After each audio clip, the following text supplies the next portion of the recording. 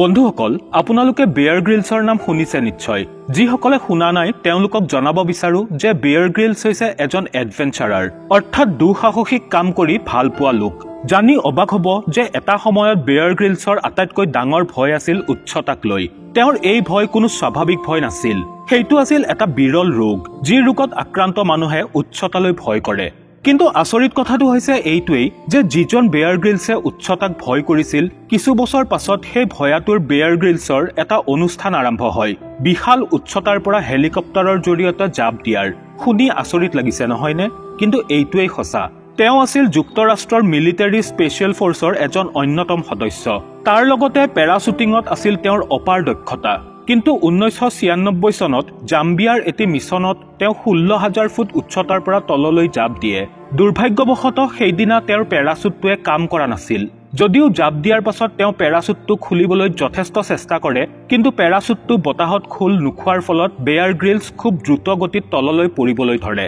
মুহূৰ্তৰ ভিতৰতেই তেওঁ বুজিব পাৰে যে তেওঁৰ পেৰাশ্বুটটো আৰু খোল নাখাব। অৱশেষত তেওঁ সেই উচ্চতাৰ পৰা আহি গছ আৰু শিলত খুন্দা খাই তলত পৰেহি। ইমান জোৰেৰে ওপৰৰ পৰা পৰাৰ ফলত বেয়াৰ গ্ৰিলছে পিঠিত গুৰুতৰভাৱে আঘাত পায়। কিন্তু ইমান ওপৰৰ পৰা পৰাৰ পাছতো তেওঁৰ কিন্তু জ্ঞান আছিল। তেওঁ একেবাৰেই লৰচৰ কৰিব পৰা নাছিল, কেৱল মাটিত লুটি খাই পৰি প্ৰচণ্ড যন্ত্ৰণাত চিঞৰিবলৈ ধৰে। তেওঁ মাত্ৰ এই আশাতেই বাট চাই আছিল যে তেওঁৰ সহযোগীসকলে যাতে তেওঁক উদ্ধাৰ কৰিবলৈ আহে। আনহাতে তেওঁৰ যন্ত্ৰণা তীব্ৰৰ পৰা ইমানেই তীব্ৰতৰ হৈছিল যে সহ্য কৰাও অসম্ভৱ হৈ পৰিছিল। সেইবাবেই তেওঁ পৰৱৰ্তী সময়ত কয় যে সেই যন্ত্ৰণা সহ্য কৰাতকৈ মৰি যোৱাই ভাল। বহু সময় এনেদৰে পৰি থকাৰ পাছত তেওঁৰ সহযোগীসকলে তেওঁক উদ্ধাৰ কৰি আফ্ৰিকাৰ এখন চিকিৎসালয়লৈ লৈ যায়।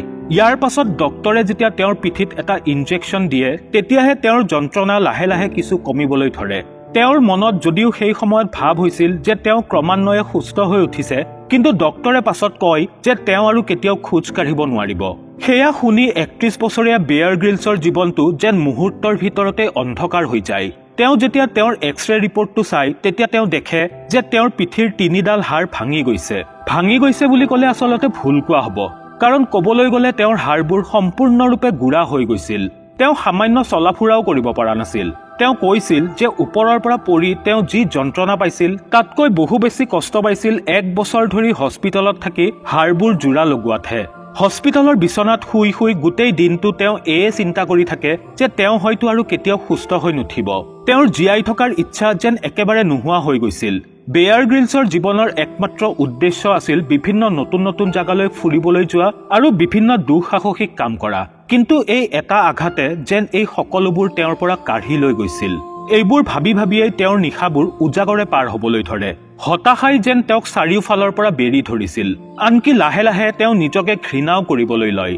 চাওঁতে চাওঁতে প্ৰায় 2 মাহ পাৰ হৈ যায়, কিন্তু তেওঁৰ যেন সুস্থ হৈ উঠাৰ কোনো লক্ষণেই দেখা পোৱা যোৱা নাছিল।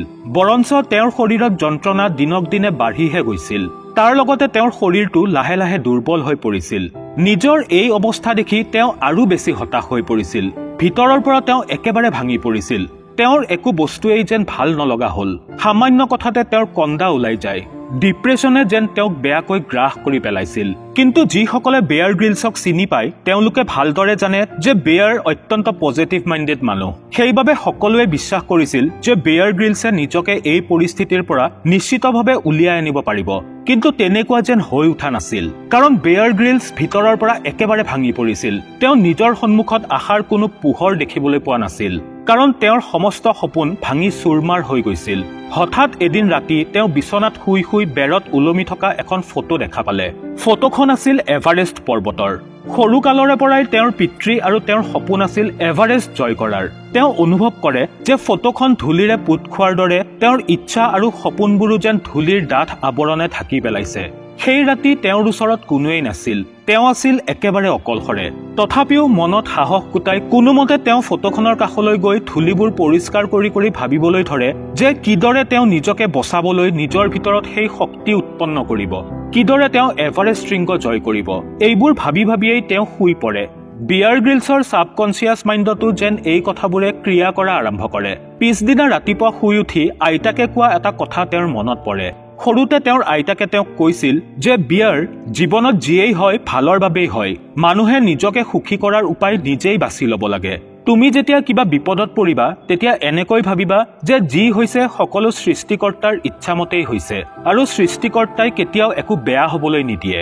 সেই কথাৰ অৰ্থ তেতিয়া তেওঁ বুজি পোৱা নাছিল, কিন্তু পাছত তেওঁ এই কথা উপলব্ধি কৰে যে হয়তো এই দুৰ্ঘটনাটোত তেওঁৰ মৃত্যুও হ'ব পাৰিলে হয়, কিন্তু তেওঁ বাচি আছে। নিশ্চয় সৃষ্টিকৰ্তাই তেওঁৰ বাবে কিবা ভালেই ভাবিছে। ইয়াৰ পাছত তেওঁৰ সকলো দুশ্চিন্তা দূৰ হৈ যায়। জীৱনত জানো তেওঁ কেতিয়াবা আকৌ খোজ কাঢ়িব পাৰিব? স্পেচিয়েল ফৰ্চলৈ জানো আকৌ উভতি যাব পাৰিব? তেওঁৰ এই চিন্তা ভাৱনাবোৰ যেন বতাহত উৰি যায় আৰু এই অভাৰ থিংকিংবোৰ আঁতৰ কৰাৰ লগে লগে তেওঁ মানসিক শান্তি লাভ কৰিবলৈ ধৰে। লগতে তেওঁৰ নিগেটিভ চিন্তাধাৰাও নোহোৱা হ'বলৈ ধৰে। নিজৰ শৰীৰতকৈ আগতে তেওঁ নিজৰ মনটো সুস্থ কৰিবলৈ আৰম্ভ কৰে। মন ভালে থাকিলে শৰীৰো সুস্থ হৈ থাকিবলৈ বাধ্য। নিজৰ মনটোক এইদৰে নিয়ন্ত্ৰণলৈ অনাৰ কিছুদিন পাছতেই তেওঁ শাৰীৰিকভাৱেও উন্নতি কৰা আৰম্ভ কৰে। হাড়বোৰ জোৰা লাগিবলৈ ধৰে। সেই সময়ত তেওঁৰ আটাইতকৈ ভাল বন্ধু জেমিৰ এটা কথা তেওঁৰ মনত পৰে। জেমিয়ে তেওঁক কৈছিল যে একমাত্ৰ সৃষ্টিকৰ্তাৰ ইচ্ছামতেই মানুহৰ জন্ম আৰু পুনৰ জন্ম হয়, আৰু এই আঘাতৰ পাছত তোমাৰ পুনৰ জন্ম হৈছে। তুমি এতিয়া এটি শিশুৰ দৰে, যাৰ নাই অতীতক লৈ কোনো দুশ্চিন্তা আৰু নাই ভৱিষ্যতক লৈ কোনো দুশ্চিন্তা। আৰু যদি কৃতজ্ঞতা প্ৰকাশ কৰিবই বিচাৰা তেনেহলে বৰ্তমানক লৈ কৰা। সেইবাবে বেয়াৰ গ্ৰিলছে প্ৰায়েই কয় যে জীৱনে আমাক খুব কম দ্বিতীয়বাৰ সুযোগ দিয়ে, আৰু যদি কেতিয়াবা দিয়ে তেনেহলে আমি তাৰ ওপৰত নিশ্চয় কৃতজ্ঞ হোৱা উচিত। তেওঁ কৃতজ্ঞ আছিল তেওঁৰ জীৱন, তেওঁৰ ভঙা কঁকাল আৰু সপোনবোৰৰ বাবে। তেওঁ মাউণ্ট এভাৰেষ্টৰ এখন ফটো হাতত তুলি লৈ কয় যে সুস্থ হোৱাৰ পাছত মাউণ্ট এভাৰেষ্টৰ শিখৰ মই আৰোহণ কৰিমেই। বেয়াৰ গ্ৰিলছৰ গোটেই ডিপ্ৰেছনৰ সময়ছোৱাত যদি কিবা ভাল উপলব্ধি আছিল তেনেহলে সেইটো হৈছে তেওঁৰ ডিপ্ৰেছনৰ সময়ত অৰ্জিত লক্ষ্য। যদিও সেই সময়ত তেওঁ লৰচৰেই কৰিব পৰা নাছিল, অথচ সেই অৱস্থাতেই তেওঁ প্ৰতিজ্ঞা কৰে যে তেওঁ এদিন মাউণ্ট এভাৰেষ্ট জয় কৰিবই। ভাবকচোন, এজন পংগু মানুহে চিন্তা কৰিছে মাউণ্ট এভাৰেষ্ট জয় কৰাৰ কথা। তাৰ পাছত তেওঁ আশে পাশে থকা মানুহবোৰক ক'বলৈ আৰম্ভ কৰে যে তেওঁ সুস্থ হৈ মাউণ্ট এভাৰেষ্ট জয় কৰিব বিচাৰে। মানুহবোৰে তেওঁৰ কথাত বেছি গুৰুত্ব দিয়া নাছিল, কিন্তু তেওঁ নিজে আছিল বদ্ধপৰিকৰ। সেইবাবে তেওঁ নিজৰ মন, মগজু আৰু শৰীৰ একেলগ কৰি পেলায়। এই আটাইবোৰে যেন একেলগ হৈ কাম কৰা আৰম্ভ কৰে বেয়াৰক সুস্থ কৰি তুলিবলৈ। সেই ভয়ানক দুৰ্ঘটনাটোৰ 3 মাহ পাছত তেওঁৰ যন্ত্ৰণা ক্ৰমাৎ কমিবলৈ ধৰে আৰু 8 মাহ পাছত তেওঁক হস্পিটেলৰ পৰা ৰিলিজ দিয়া হয়। মাত্ৰ 1 বছৰৰ ভিতৰতেই তেওঁ সম্পূৰ্ণ সুস্থ হৈ উঠে। যদিও ডক্টৰে তেওঁক পুনৰ মিলিটাৰী ট্ৰেইনিং কৰিবলৈ মানা কৰিছিল, কিন্তু চাকৰি অবিহনেতো ধন উপাৰ্জন কৰা সম্ভৱ নহয়। ইফালে বেয়াৰৰ সেই স্বপ্ন পূৰণ কৰিবলৈ 25 লাখ টকাৰ প্ৰয়োজন হৈছিল। তাৰ লগতে এভাৰেষ্ট আৰোহণৰ ট্ৰেইনিঙৰ বাবে আৰু কিছু টকা। তেওঁ সেই ধন গোটাবলৈ বহুকেইটা কোম্পানীৰ ওচৰত স্পন্সৰশ্বিপৰ বাবে আবেদনো কৰে, কিন্তু সকলোৱে তেওঁক ৰিজেক্ট কৰি দিয়ে। ইমানবাৰ ৰিজেকশ্যনৰ পাছতো তেওঁ কিন্তু থমকি ৰোৱা নাছিল। তেওঁ আৰু বহুতৰে লগত কথা পাতি চায়, কিন্তু সকলোৱে তেওঁক নিৰাশহে কৰে। অৱশেষত এটি আৰ্ম ফ'ৰ্চ চেৰিটিয়ে তেওঁৰ এই সপোন পূৰণ কৰাত সহযোগ কৰিবলৈ ৰাজি হয়। সেই ভয়ানক পেৰাচুট দুৰ্ঘটনাটোৰ ঠিক 18 মাহ পাছত, অৰ্থাৎ 1998 চনৰ 16 মে তাৰিখে নিজৰ সৰুকালৰ সেই সপোনটো বেয়াৰে পূৰণ কৰে। তেওঁৰ মাউণ্ট এভাৰেষ্টৰ জয়ৰ সেই যাত্ৰাটোৰো যেন আন এক বেলেগ কাহিনী আছে। তাত সহজ একোৱেই নাছিল। মাউণ্ট এভাৰেষ্ট জয় কৰাৰ সময়ত তেওঁ 4জন সহযোগীক নিজৰ চকুৰ সন্মুখতে প্ৰাণ হেৰুওৱা দেখিছিল। বেয়াৰ নিজেও দুবাৰকৈ মৃত্যুৰ মুখৰ পৰা বাচি আহিছিল। ব্ৰিটেইনৰ আটাইতকৈ কনিষ্ঠতম এভাৰেষ্ট বিজয়ী হিচাপে তেওঁ খ্যাতি অৰ্জন কৰে। তাৰ পাছত বহুতেই তেওঁক বিভিন্ন ছেমিনাৰ আদিতো মাতিবলৈ আৰম্ভ কৰে। তেওঁক লৈ বিভিন্ন ডকুমেণ্টাৰীও নিৰ্মাণ কৰা হয়। অৱশেষত ডিস্কভাৰীৰ পৰা তেওঁক সেই সুযোগ দিয়া হয় যাৰ জৰিয়তে তেওঁ সমগ্ৰ বিশ্বতে খ্যাতি অৰ্জন কৰিবলৈ সক্ষম হয়। আৰু ইয়াৰ পৰাই তেওঁক সকলোৱে মেন ভাৰ্চেছ ৱাইল্ডৰ মাধ্যমেৰে চিনি পাবলৈ ধৰে। প্ৰিয় দৰ্শক, আপুনিও হয়তো এইসকলৰে মাজৰ এজন, আৰু আপোনাৰ কেৱল বাকী আছে নিজকে চিনি পোৱাটো।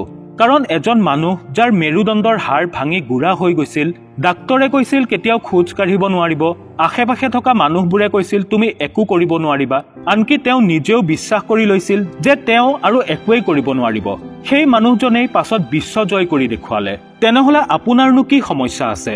আপোনাকোতো সৃষ্টিকৰ্তাই সকলো দি থৈছে, তেনেহলে অপেক্ষা কিহৰ? এবাৰ ভাবি চাবচোন।